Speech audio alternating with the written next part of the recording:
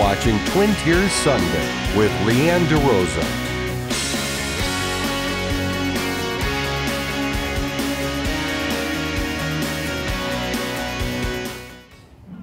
Welcome to Twin Tiers Sunday. I'm your host, Leanne DeRosa. For years and years, Eldridge Park in Elmira has attracted families for some summer fun. And today we're going to explore all it has to offer so you can get out there and enjoy this summer. From the Carousel to mini golf, paddle boats, amusement park rides, concerts, picnics, there's something for the whole family to enjoy. But I think one of the best storylines surrounding Eldridge Park is its history. And that's where we're going to begin today. So let's take a step back in time.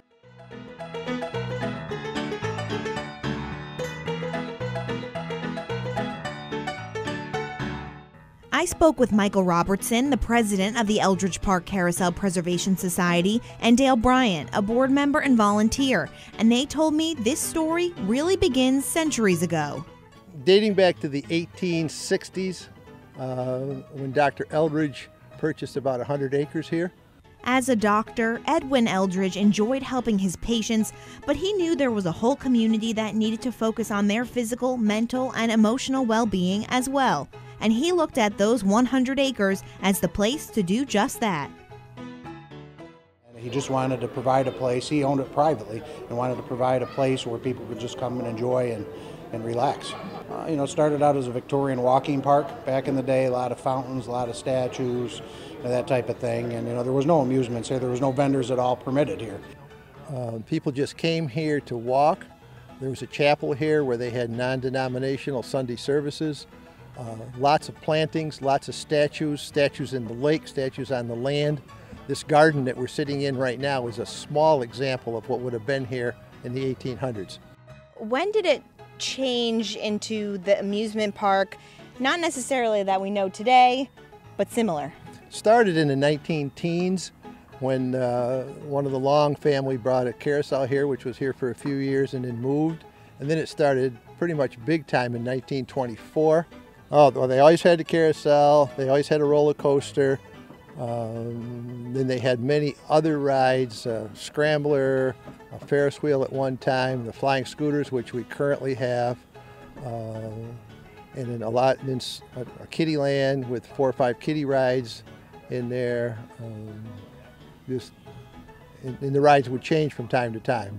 The Long and Bittler families were here running the rides and making it an amusement park from the 20s clear up to in the 80s when it closed. When Eldridge closed in the 1980s, that wasn't an unusual situation, especially up here in the Northeast with the way businesses and corporations were moving south or overseas and things like that. So for Eldridge Park to have closed down, it wasn't unusual in the industry.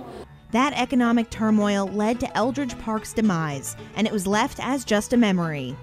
Over the years, the city of Elmira took care of the grounds. Most revival ventures turned out to be short-lived. Until 2002, though. Dr. Robert Lyon, a forensic dentist from Elmira, recalled his fond memories of the park and decided to form a group dedicated to its restoration. And so, the Eldridge Park Carousel Preservation Society was born, and that's who we can thank for today's amusement.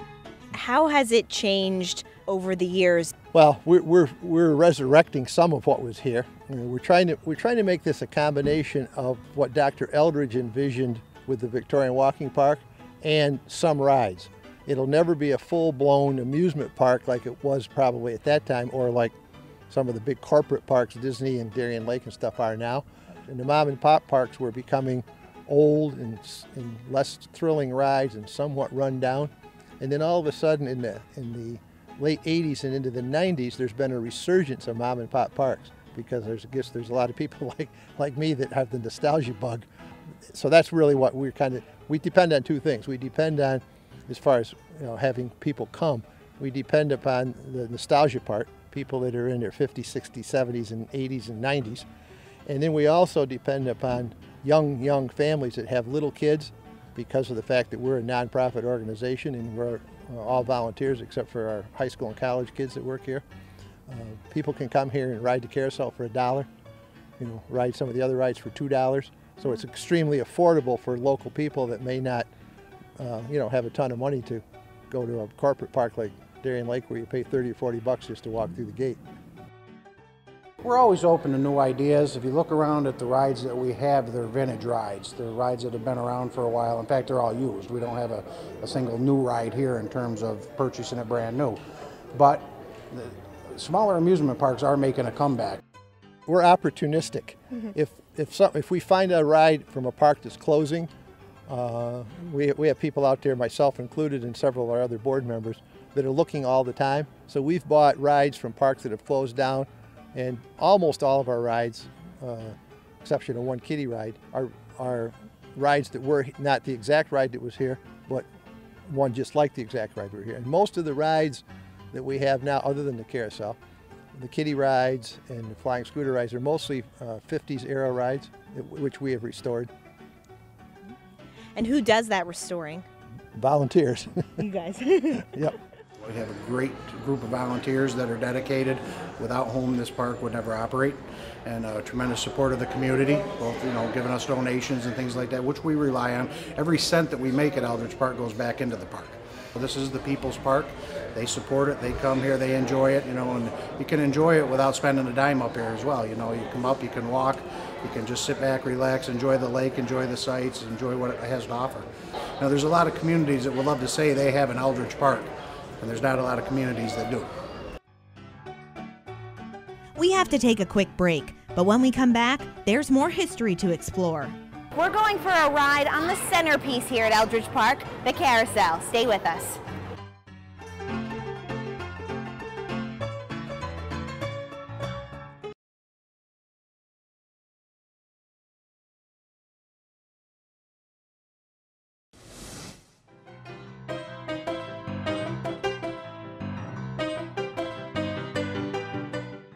Welcome back. Summer is here, and we're exploring Eldridge Park in Elmira with Park Manager Joe DeVita, Carousel Preservation Society President Michael Robertson, and Board Member Dale Bryant. This park has been a place that many generations have enjoyed, and if there's one thing most people remember, it's the Carousel. A carousel first came to Eldridge Park in 1910. It was steam-powered back then. That one ran until 1916 when a new operator came in. But then, in 1924, when Bob Long took over the amusement concession, he brought in another merry-go-round. Well, this carousel originally ran at Young's $1 Million Pier in Atlantic City, and it's an 1890s Louvre machine. It was in storage at the time when it was purchased by Bob Long and his wife Ruth. They came from a carousel family that held out of the Philadelphia area and had many amusement parks operations and stuff on the East Coast. But they came here to Eldridge Park and felt that this was the place and a good place to build up a park, so they're the ones that really started the momentum for that. And part of that 1890s Louvre machine still sits in Eldridge Park today. The structure is original. The structure is the same exact structure that Bob Long brought here. He modified it back in the 1940s to add the jumpers, but it's the same basic structure.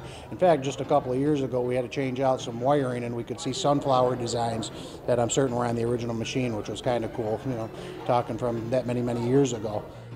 All these mechanisms were the old 1900 mechanisms that they took and refurbished everything.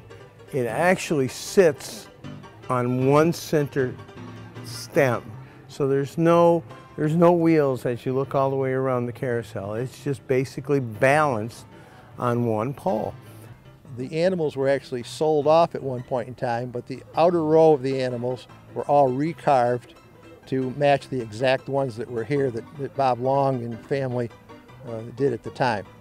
We do have one of the horses is from the original ride, but they're all replicated. They're not fiberglass, they're not aluminum, they're hand-carved and hand-painted wood. The outer row was specially carved for us by a fellow named Larry Pepperly, who unfortunately just passed away in November, but they were specially carved specifically for Eldridge Park.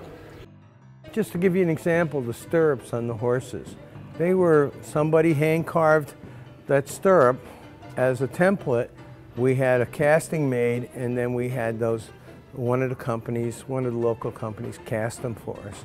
So again, everything is original as far as the carousel is concerned in terms of, it might be new parts, but it's the original mechanism and the way the original mechanism worked. So. But besides the history, it also has another claim to fame: Fastest in the world. And nobody's ever disputed that fact, so we'll stake that claim and keep it. So I gave it a shot, and yeah, it zooms. And if you're on the outside of the carousel, you might want to try and grab one of these golden rings. It's good for a free ride, or you could keep it as a souvenir.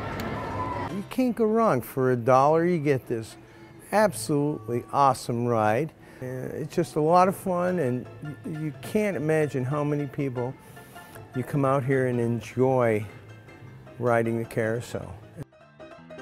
And she may not be a horse on the carousel, but the horse named American Girl is just as famous.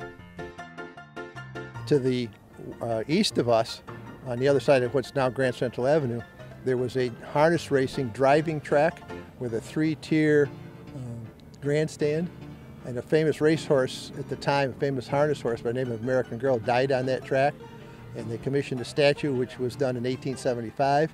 Local kids start getting to it and vandalizing her, and broken up in several hundred parts. One of our volunteers went over to the city yard and collected all the parts he could find, brought it back to his little shop, and he spent about a year rebuilding the American Girl. And it was just like a giant 3D jigsaw puzzle. And we are building a building outside that's going to be her new home, hopefully forever, or for at least a couple hundred years. And that's not the only new feature you can check out in Eldridge Park this summer. After the break, we're taking a walk through the park and learning about all there is to enjoy. Stay with us.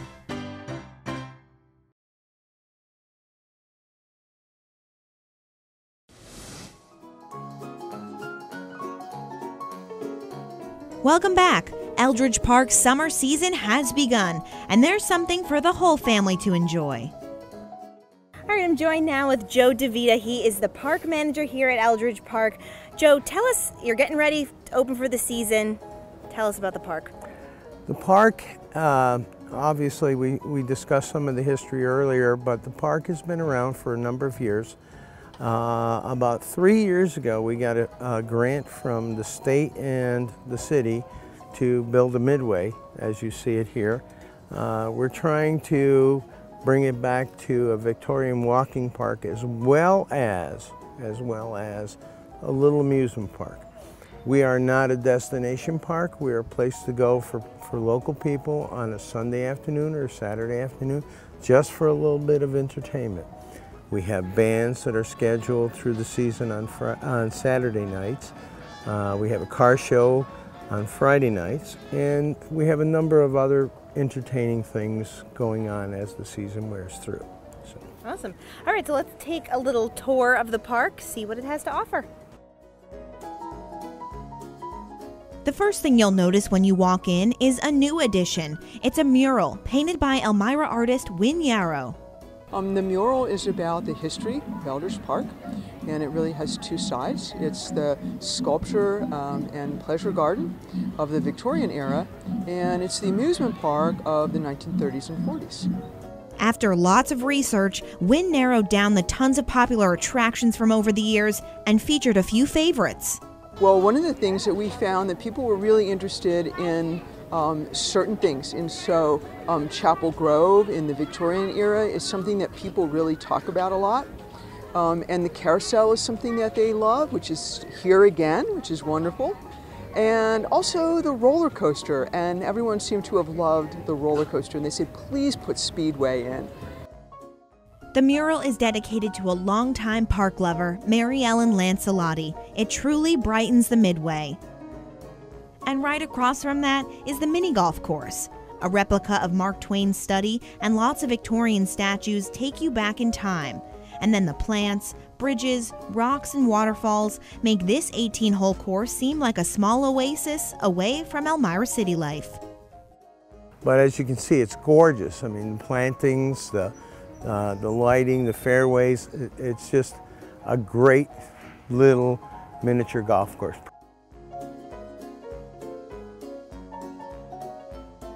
Ooh, and watch out for the train.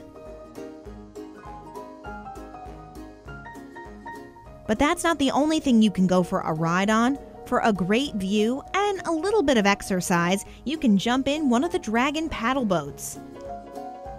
Or, if you only prefer the view, relax in Jasper, the Roaring Dragon boat. The original Jasper launched in 1933, but now Jasper II cruises the lake. And if you prefer a faster ride, why not hop on the Carousel? It's only $1. Whether you're on the inside jumping up and down on the horses or on the outside reaching for the special ring, Carousel lovers say it's the fastest in the world. And if you really have the need for speed, you can also check out the Thunderbird, or flying scooters if you were a daredevil back in the day. They fly, and you're able to partially control whether you want to be up or down by controlling the wing. And pretty exciting ride.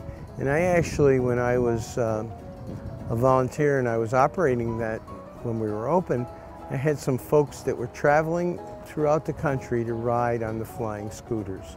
They went to 12 different locations. And for the little ones, there's plenty of thrill too. Head over to Kiddieland. There's a playground, the pony cart ride, and the turtle chase. But an old-time favorite is making its way back soon. Additionally, we're building behind there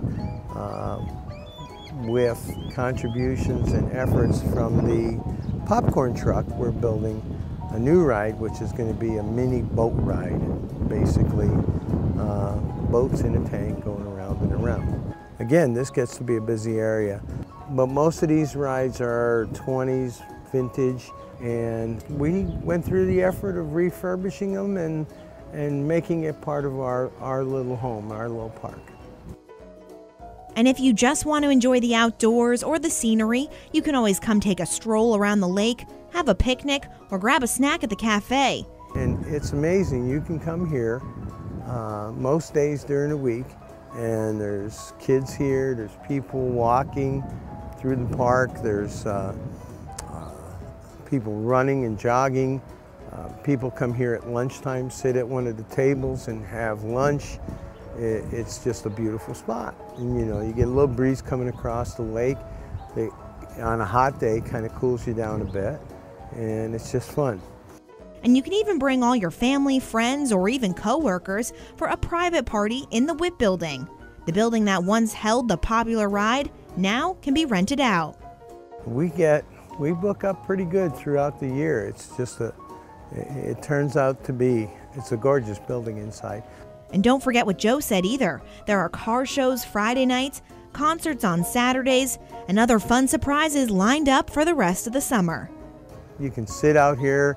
People bring their chairs, their folding chairs, their lawn chairs, and they'll come, they'll sit, they'll listen to the music, enjoy.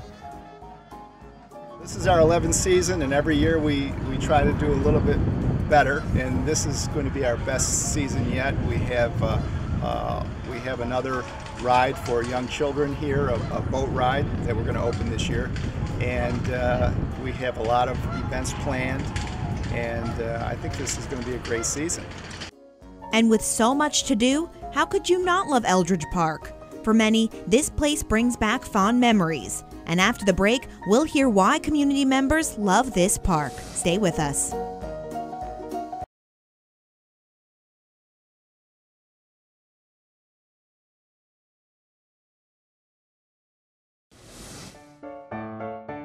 Welcome back to Twin Tier Sunday. We've taken a step back in time and learned about Eldridge Park's history, and we've learned about all there is to enjoy this summer. This park has been a community centerpiece for decades, but what do people love about it? Well, I spoke with multiple volunteers and park goers, and here are some of the fond memories they shared with me. My fondest memory was here when, back in the 40s and 50s. We used to pack this place every night. Well, when we were little children, my parents would bring us here about once a month, and my dad would park the station wagon. There were 8 of us children, and we'd all be screaming and running toward the carousel. I was born and raised right here on the east side, so I spent many, many fine hours here at the park, absolutely. The peacefulness, the nice ability to walk on a nice pathway, but we have been walking the park quite regularly. He's been here since 2012, and he walks just about every day here. He loves this park. We love it because we come every year for the 4th of July and we do the fireworks. The kids love to ride the carousel and try to catch the rings as we go around. I even had one lady from Binghamton. She grew up here, and she met her husband on the Thunderbirds, on the original Thunderbirds. So I was working the Thunderbirds that afternoon, and I asked her if she wanted to ride. And she was in a wheelchair. She says, "I can't." I said, "You can. We'll get you there." So we rolled her out. We helped her into the cart, into the airplane. She flew to Thunderbirds. She was just as happy as you can possibly imagine.